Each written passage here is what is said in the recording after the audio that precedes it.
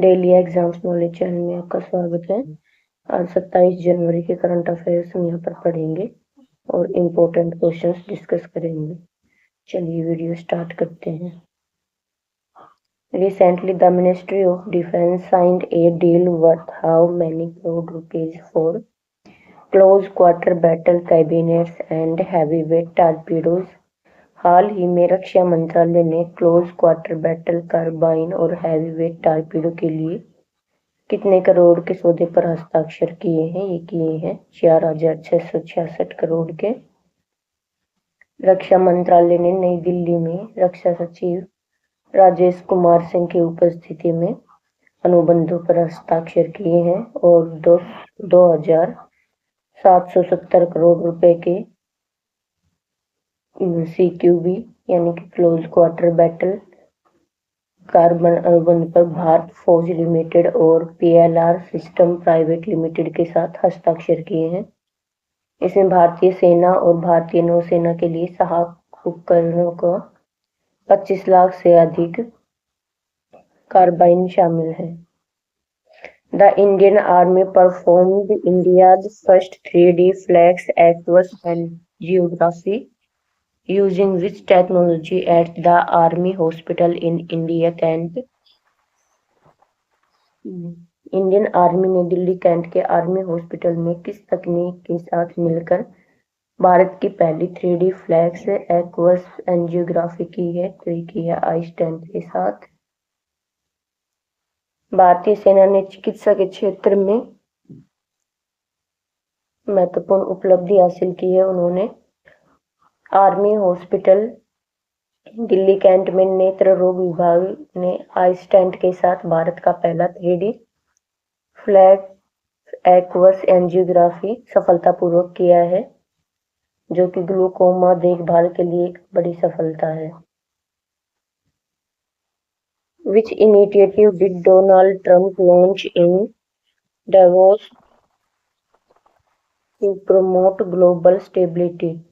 Donald Trump ने global stability को बढ़ावा देने के लिए दावोस में कौन सा इनिशिएटिव लॉन्च किया है?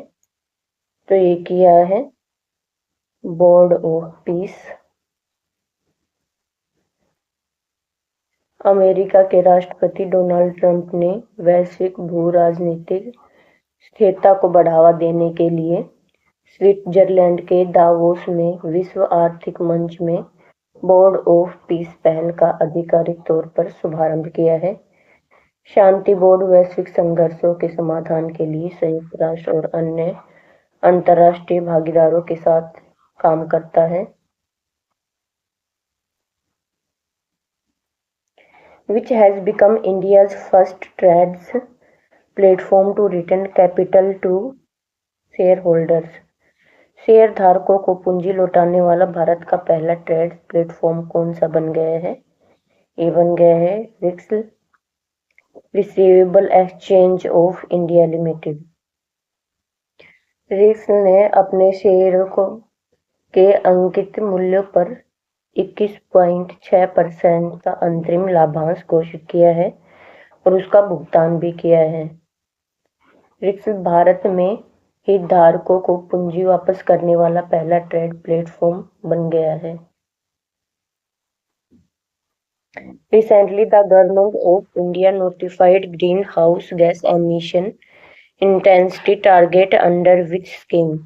हाल ही में भारत सरकार ने किस स्कीम के तहत green house gas emission intensity target notify किए हैं? तो ये किए हैं कार्बन क्रेडिट स्कीम CCTS 2023। जनवरी 2026 में भारत सरकार ने कार्बन क्रेडिट ट्रेडिंग स्कीम के तहत अतिरिक्त कार्बन गहन क्षेत्रों के लिए ग्रीन हाउस गैस उत्सर्जन तीव्रता लक्ष्य अधिसूचित किए हैं। Recently, which digital platform was launched by government to mark the 15th anniversary of निकरा? हाल ही में निकरा के 15 साल पूरे होने पर सरकार ने कौन सा डिजिटल प्लेटफॉर्म लॉन्च किया है? तो ये किया है AXA India.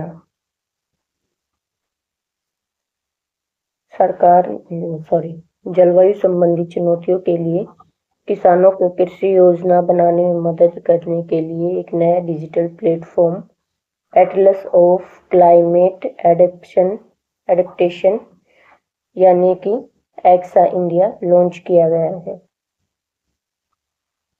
Recently, who announced the establishment of 5 new fourth industrial revolution IR 4.0 centers globally?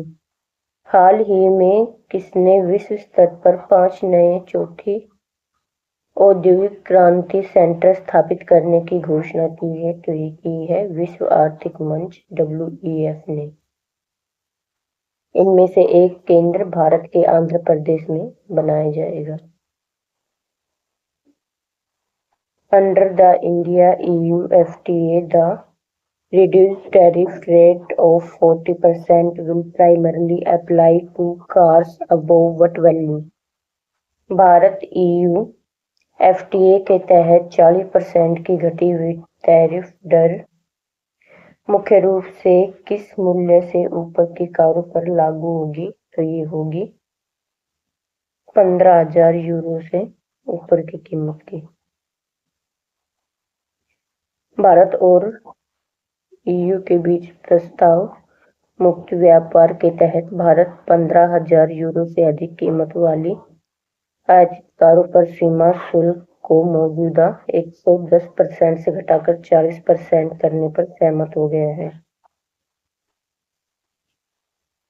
77वें गणतंत्र दिवस पर राष्ट्रपति द्रौपदी मुर्मू के साथ मिलकर किसने तिरंगा फहराया? तो ये है फ्लाइट लेफ्टिनेंट अक्षिता धनकर।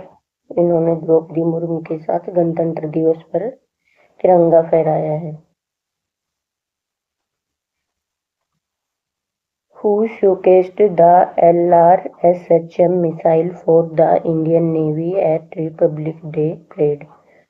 गणतंत्र दिवस परेड में भारतीय नौसेना के लिए LRASHM मिसाइल का प्रदर्शन किसने किया है? तो ये किया है रक्षा अनुसंधान एवं विकास संगठन यानी कि DRDO ने।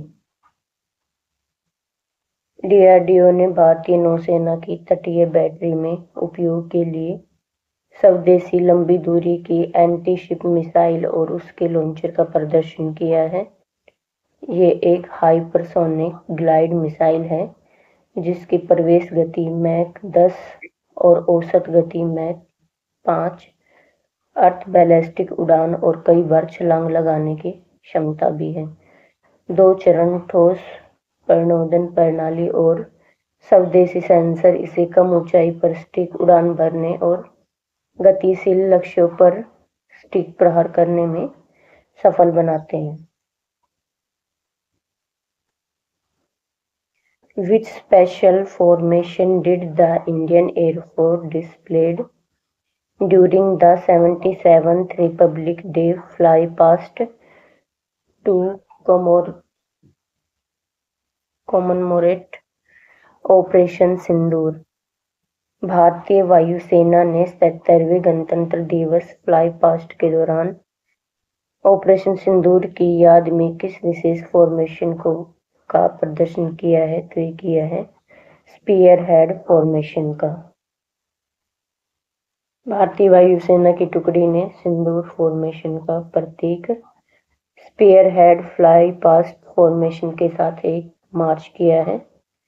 राफेल Su-30, MiG-29 और जैगुआर जैसे विमानों ने वायु वर्चस्व और आक्रमण क्षमता का प्रदर्शन किया है।